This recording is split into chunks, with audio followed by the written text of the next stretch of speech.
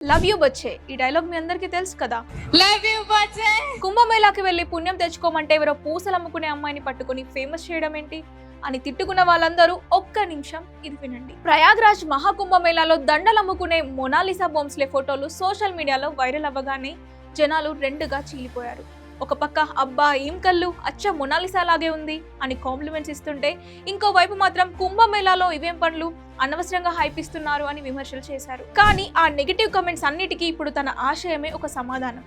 Social media వల్ల వచ్చిన craze తో తనకి ఇప్పుడు సినిమా ఆఫర్స్ వస్తున్నాయి. కానీ తను హీరోయిన్ అయిపోయి సెటిల్ అవ్వాలని అనుకోవట్లేదు. తనకు వచ్చే ఫస్ట్ రెమ్యునరేషన్ తో వాళ్ళ ఊరిలో ఆడపిల్లల కోసం ఒక స్కూల్ కట్టించాలనుకుంటోంది. నేను చదువుకోలేకపోయినా పర్లేదు, నా వాళ్ళు నా ఊరి పిల్లలు చదువుకోవాలి అని తను పడుతున్న తాపత్రయం చూస్తుంటే ముచ్చటేస్తోంది కదా. కేవలం అందం చూసి ఫేమస్ చేసిన వాళ్ళు కొందరైతే తను ఏం చేయగలదో చూడకుండానే విమర్శించిన వాళ్ళు మరికొందరు.